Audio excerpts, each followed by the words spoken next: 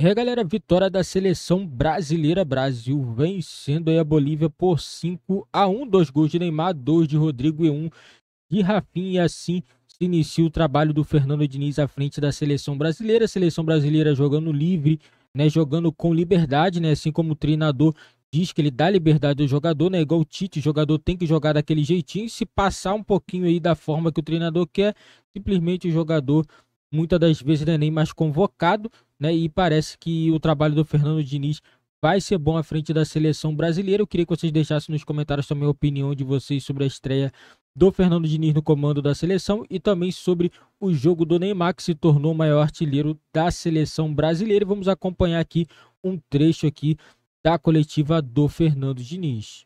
Boa noite, Caio Mota, Globo Esporte. Pô, Caio, tudo bem? Queria te perguntar a respeito do Neymar. A percepção que a gente tinha ali é de que você falou, vai se divertir. Ele, muita liberdade de movimentação, de criação. Às vezes ele estava atrás até do Casemiro para buscar a bola. Estava se divertindo mesmo com a bola. Foi isso que você buscou com ele mesmo? Essa liberdade? Foi. Acho que ele precisa estar com esse espírito e a gente que não sabia o que o Neymar ia vir fazer aqui, ele veio fazer isso aí que ele fez. Veio se divertir, veio fazer 2 gols, veio quebrar recorde e veio mostrar que está super afim de viver isso.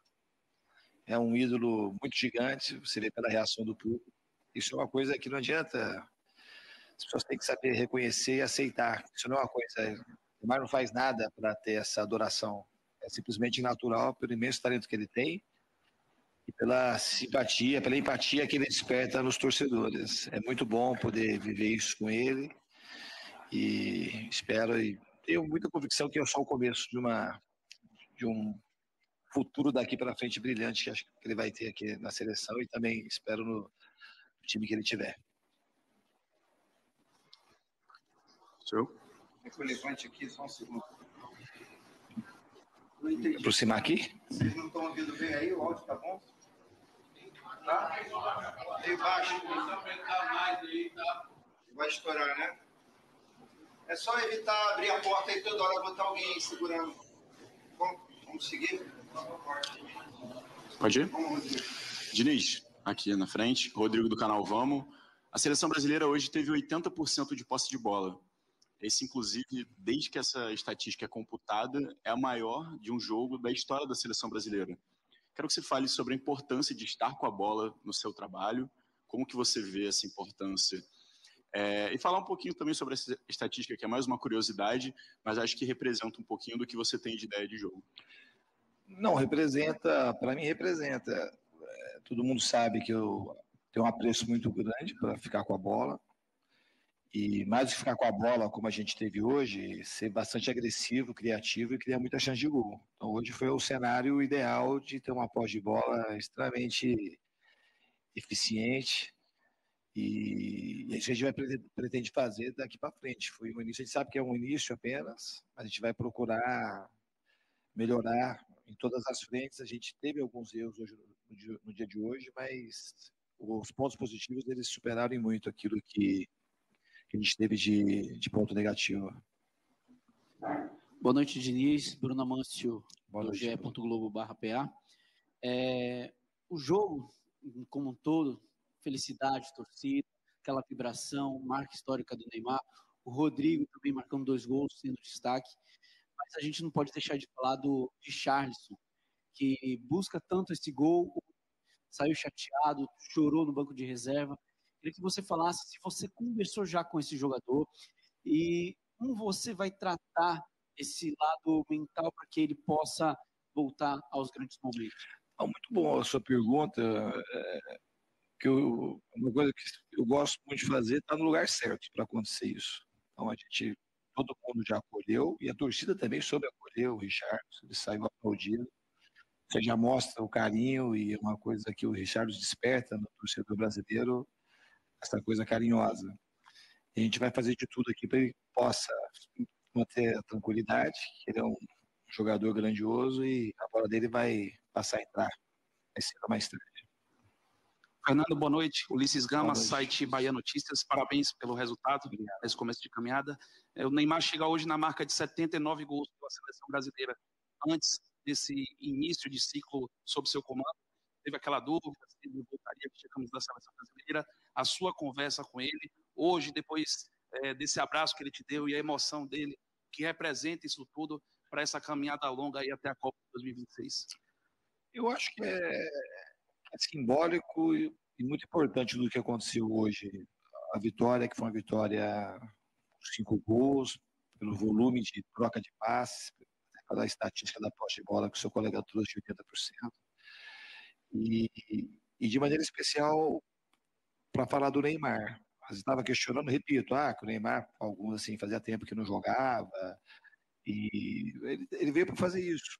É um jogador que a gente tem que conversar e saber aquilo que o jogador quer, e acreditar e estabelecer bons vínculos, que eu acho que isso que eu consegui fazer com ele.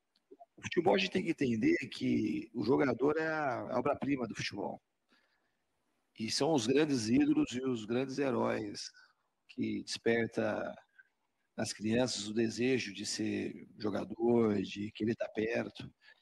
E ele é um desses caras muito diferentes, que a gente tem que saber reconhecer, respeitar e olhar para as coisas positivas que o Neymar representa. Porque vocês não conhecem o Neymar na intimidade, mas eu não sou o primeiro a falar isso.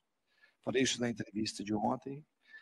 E é muito bom, eu sugiro a vocês que investiguem como o Neymar é na intimidade. Se ele é um cara generoso ou egoísta, se ele é um cara bondoso ou não.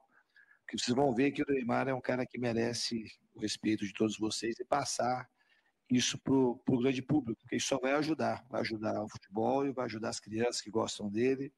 A sociedade vai ser muito legal que a verdade sobre ele ela apareça. Fernando, Duda Gonçalves, da ESPN. Oi, tudo bem? Durante toda a semana, os seus atletas falaram muito do ambiente da seleção brasileira, do astral, de quererem estar com você, estarem dispostos ao seu trabalho. E hoje a gente viu uma seleção brasileira em campo muito leve, como você citou o caso do Neymar. Como você fez isso em tão pouco tempo, 3 dias, para conseguir tirar desses atletas um pouco dessa carga e estrear tão bem com essa leveza também dentro de campo? Eu acho sim que não é como eu fiz isso. Eu já falei também na entrevista, eu peguei um trabalho muito bem fundamentado do Tite. Falei assim, tem muita coisa, ele criou um ambiente aqui da seleção muito bom. Tinha uma maneira clara de jogar, um time consistente. Tem uma equipe de trabalho também que ele construiu, que muita gente está aí. E eu cheguei para contribuir nesse cenário. Os jogadores souberam absorver muito aquilo que eu tenho de ideia de jogo, de ser bastante agressivo, de tentar o gol a todo momento, de ter bastante posse e, ao mesmo tempo, fazer com que essa posse seja eficiente. Eu acho que foi assim essa conexão que a gente teve desde o início e também o treinamento de campo, que embora a gente tivesse só 3 treinos no campo, a gente também teve 3 dias de vídeo e parece que não é assim, parece que não é tanto, mas é coisa. Eu acho que os jogadores, mas se fosse fazer alguma coisa só, eu acho que foi a vontade que os jogadores tiveram de fazer aquilo que a gente combinou. Estou aqui. Aqui, Diniz. Tomazão, Rádio Clube do Pará. Diniz, parabéns pela vitória, inquestionável, atuação, alegria, leveza, como disse a colega. Acho que a conexão até do próprio torcedor, né, que fez com que os jogadores se sentissem muito à vontade. Mas eu queria ir num contraponto. Eu te observei no banco no momento que o Brasil tomou o gol. E não é uma coisa que você gosta e que ninguém gosta, né? O que pode se levar de positivo nessa tua análise com relação ao posicionamento da zaga? Foi um segundo de falta de atenção, posicionamento. Isso serve para que possa ser trabalhado também para os próximos jogos? Com certeza, isso aí faz parte do ponto negativo que a gente teve o gol e mais um outro lance. O fundo é muito difícil, com 4-0, com a peça da torcida, a gente às vezes acha que está jogando com um adversário inofensivo. O adversário não é inofensivo, tampouco é um adversário que não tem mérito para poder estar disputando as eliminatórias. Eles jogaram contra o Equador, na casa do Equador, o jogo foi 1-0 no erro de saída da Bolívia. Então é um adversário que merece todo respeito, como a gente teve respeito com ele. A gente não pode relaxar achando que não vai acontecer nada, porque acontece. Acho que é um erro que a gente tem que corrigir, os jogadores sabem disso, e a gente vai pegar esse gol que a gente tomou como lição para tentar evitar nos próximos jogos. Diniz, boa noite. Luizinho Moura, Rádio Liberal e portal liberal.com. Parabéns pelo resultado. A Bolívia foi um grande adversário e você conseguiu implementar a sua filosofia de jogo em uma seleção que tem grandes jogadores. A pergunta é, como vai ser a preparação para enfrentar os seus adversários diretos, seja nas eliminatórias, seja em jogos preparatórios para a Copa do Mundo, seleções de alto nível, por exemplo, acho que você vai ter contra a Argentina, contra a Espanha, no amistoso que pode ser marcado aí. Você se sente preparado para esses grandes desafios? Não, totalmente, mas eu não encaro a Bolívia diferente que eu encarar a Argentina ou a Espanha. Falei isso na entrevista e para mim não é da boca para fora que eu falo isso. A gente vai procurar fazer o melhor que o Brasil pode, independente de quem seja o adversário. A gente soube respeitar muito bem a Bolívia, por isso que a gente conseguiu jogar bem. Quando chegar esses adversários, a gente vai tratá-los da mesma maneira que a gente tratou o nosso adversário de hoje.